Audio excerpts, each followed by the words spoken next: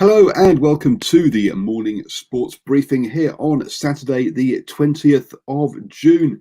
In the news today, Phoenix get their wings. Sam is back, but not captaining. The roller coaster ride for Warriors fans continues and the Mystics dominate. Yes, we come to you at 7 a.m. every single morning here on New Zealand Sports Radio. Don't forget to download the podcast on your favourite podcatcher, be that iTunes, iHeartRadio, Spotify, or whatever that's your way of listening. So you can listen to us on the road, as well as you can watch us, obviously, on our Facebook page for the live shows. And starting off with football news, and let's start with our favourite league in the world, the Belarusian Premier League. And congratulations to Slavia, who beat Smolovic 2-1. That was a good win for them, turning around a run of two losses to help them climb the table. Sluts, though, their poor form continues, losing 0-1 to Neyman Gordon. That sees Sluts slip all the way down to 9th, with the other teams yet to play this weekend. Remember, this team was top of the table at one point, so yes, things really the wheels really have fallen off for them. Moving on to the EPL, and overnight Norwich got thrashed by Southampton 0-3 at home. Luckily, the home fans can't be there to see it, but yes, and Tottenham Hotspur versus Man United is the next game. And yes, the Phoenix finally have been granted their ability to enter Australia, and they will be flying out today. They were hoping to get this clearance on Monday. Obviously came out publicly on Tuesday that they hadn't got it, and finally yesterday morning they got a verbal agreement to allow them to travel to Sydney, where they can all meet up and start training at least a week after all of the other teams. So, but at least they'll be in one place at last. The A-League has got a new new TV deal as well, which means that they will definitely be kicking off. Previously, their deal with Fox Sports was for 60 million Aussie dollars a year. That has come down now to 32 million. But this is seen as being a good number, considering the cuts other sports have had to make due to the coronavirus and the changing media landscape. Crucially, though, it also says that the 2020-2021 season will begin in December and end in July. This puts the A-League on course to slowly turn into a winter sport. It has been a summer sport since 89, but it looks like they're going to revert to being a winter sport. Clearly, football is a winter sport in the Northern Hemisphere, and so this means that their season will get out of sync with the Northern Hemisphere, but it does also mean that it'll be in its natural weather and habitat. Moving on to netball, and yes, the Mystics beat the Magic last night in the very first game for the ANZ Premiership as it returns after a 95-day break. The Mystics beat the Magic 47-40 and led pretty much all of the way in that game. It was played in front of friends, family, and sponsors.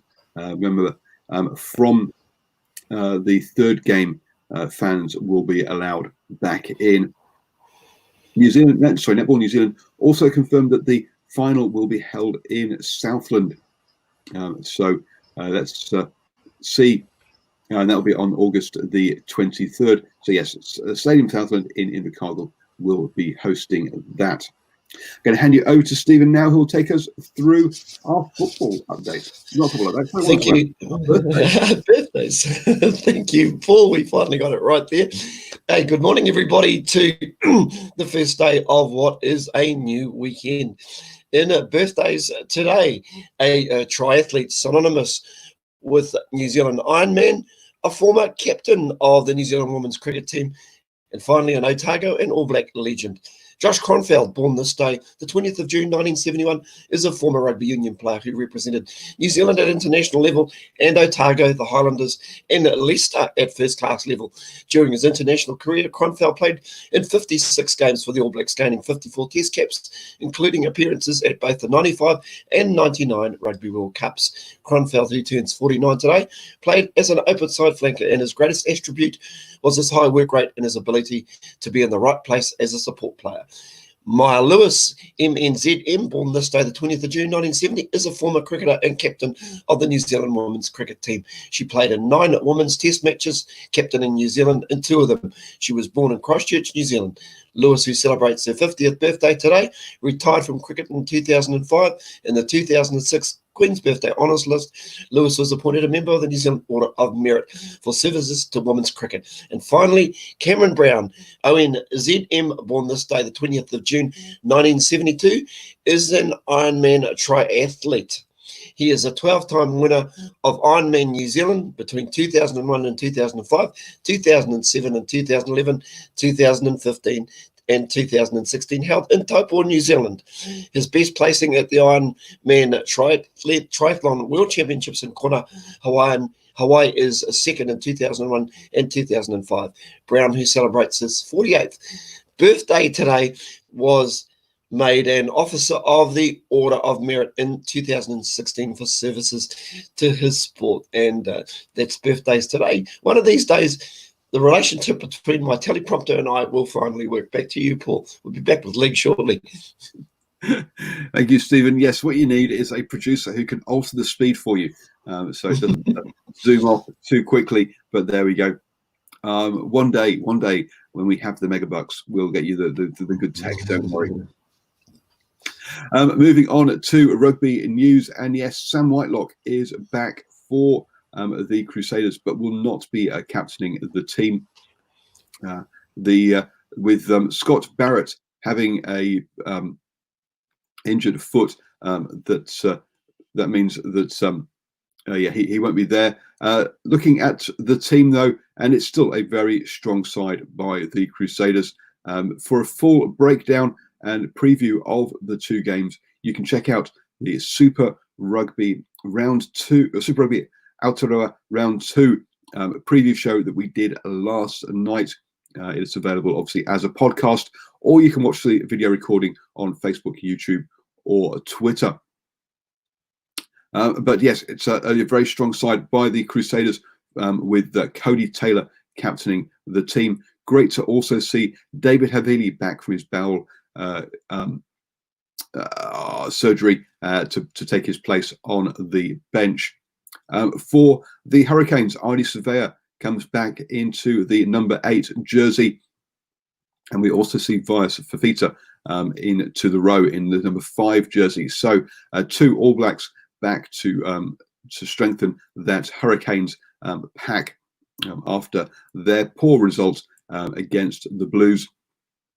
Looking for a good crowd down there in Wellington, perhaps not as good as we were all hoping for, as it looks like it's going to be a wet game down there.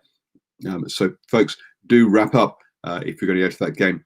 The Chiefs versus the Blues looks like it's going to be close to a sellout crowd, so do check for that one. I have been deliberately re-waxing my dry as a bone to make sure that I am dry this evening, because I will be there and we'll bring you live streams from that game. Also this weekend, the club rugby kicks off as well, and myself and Stephen will be at club games around Hamilton and Auckland, so look out for our updates from those games as well on the Facebook page. I'm going to hand you back to Stephen, who has got a bumper NRL update for us. Well, I don't know if it's a bumper if you are a Warriors fan, because the roller coaster ride for Warriors fans continues, but this was not a good ride as South Sydney were the beneficiaries, scoring back-to-back wins for the first time this year as fullback Latrell Mitchell started against the hapless Warriors in a 40-12 win last night. Mitchell set up 2 tries and saved as many in a slick performance at the back as the Warriors crumbled under the pressure at Bankwest Stadium. 2 bullet passes from Mitchell gifted Campbell Graham and Alex Johnson tries in the first half to set up an unassailable 22-6 lead at the break.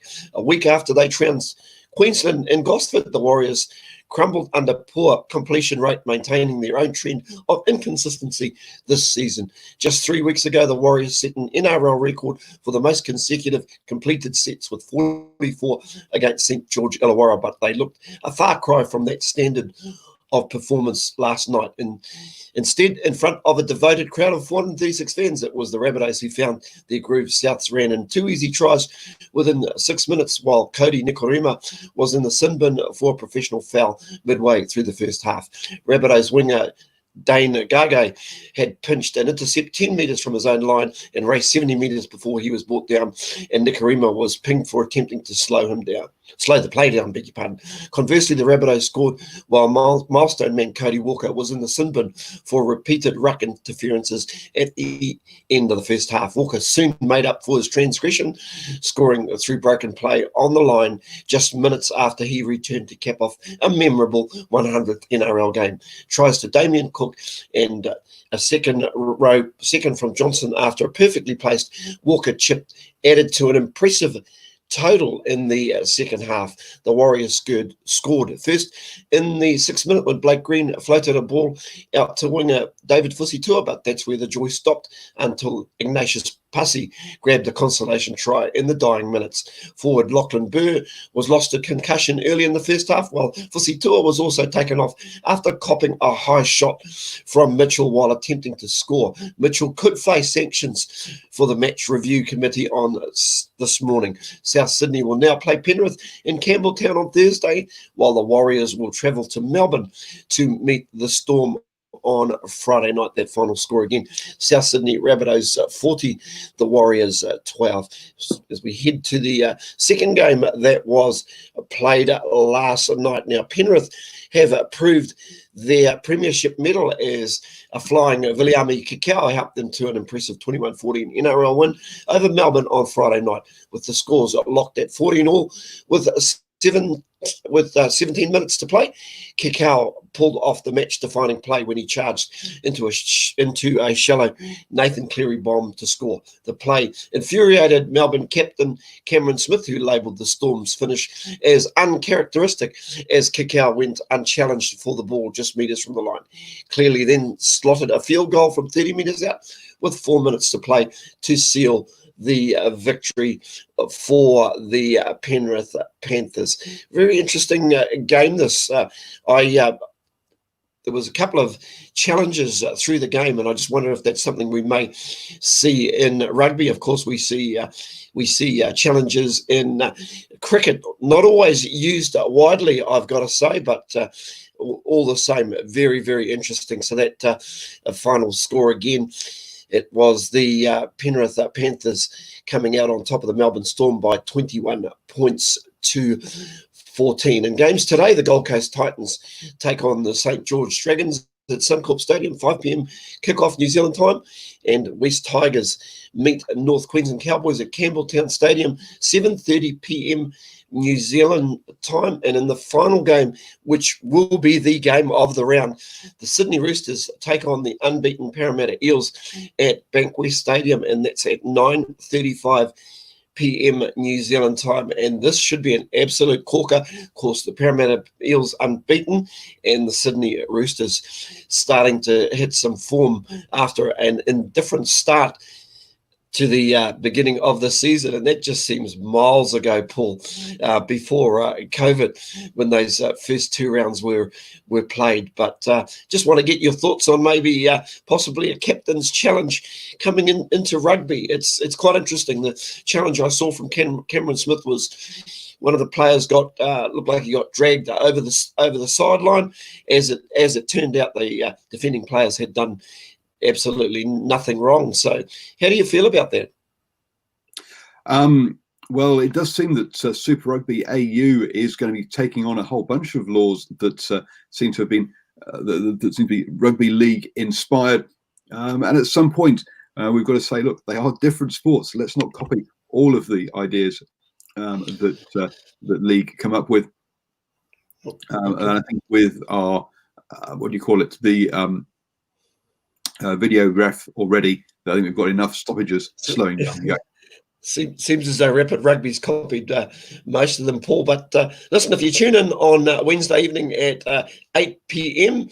To the show that's called, try not to get it wrong, is it called The Standoff with Brad and Sanjay? I'm sure they'll discuss this a little bit more, but interesting times in rugby league. It certainly was an enjoyable game, especially that second game last night.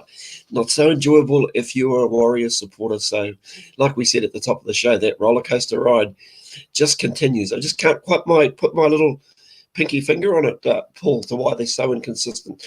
To be so good a few weeks ago with a whole lot of completed sets and then come up a week later with something different. Is it maybe just the quality of the opposition they're playing at the minute? That could very well be part of it. But yeah, the coaches clearly have got some work to do there, get themselves in a sports psychologist maybe. Now, some good news for you, Stephen. Up in Northland, there is going to be some stardust sprinkled amongst the women's club rugby up there. Portia Woodman is heading north, apparently, to play for Kakiko Women's. Have I pronounced that right? No, not even close. I think that's Kaikoi. But listen, good attempt. You are proving. At some stage during this year, we will have Te Wiki o Te Reo Māori Language Week. So yeah, we'll be working on that till then, Paul. So it looks like, yes, she'll also be playing for Northland. Now, Northland, last year was their first year in the Farah Palmer Cup. And obviously they were in the Farah Palmer Cup Championship, so the second division there. This year, with it being split north and south, they'll be up against heavyweights such as Auckland and Waikato. So, yeah, adding Portia to their team is going to be really helpful for them, isn't it? That extra experience. Yeah. It definitely will. I mean to say, there were times last year they played some very good code, but just maybe lacking a little bit in X factor at times, but in terms of some of the quality that they've got, we had a birthday for Crystal Murray, and also TK, who's the captain, is a very impressive player. In fact, I think she's maybe a former Auckland player herself. Yep, and a former Auckland player also is going to be their head coach, or is the head coach, Cheryl Smith. She was head coach last year as well. You can catch my interview with her on the Long Talk. So go back and listen to that one. A really interesting chat with her. Now, moving on to other sports, and border restrictions have been eased for sports people and infrastructure project workers, apparently. Obviously, the infrastructure project ones will leave to the main news, but on the sporting side, it's interesting that some of the sports listed include the Ironman competition, junior badminton championships, as well as football and cricket competitions that are coming up, and obviously the America's Cup. So interesting. These people will be allowed to arrive. They'll still need to go through the 14-day isolation, but remember that otherwise, if you're not in New Zealand, you're not allowed to travel here at all. So yeah, interesting that it's been these restrictions or these exemptions have been allowed. So the Women's Rugby World Cup and Cricket World Cups next year were the two competitions, not the football. Sorry, I got that one wrong. But the New Zealand Golf Open is another one in there. So yes, so sports, international sports are being welcomed back to New Zealand, which is great to see. You have now started the day the best way, up to date with all the important sports news. Don't forget to join us at 7 a.m. every single morning for the morning sports briefing. And also, don't look for the New Zealand Sports Radio podcast on iTunes, Spotify, iHeartRadio, Acast, all your favourite podcatchers, so you can listen to us on the go.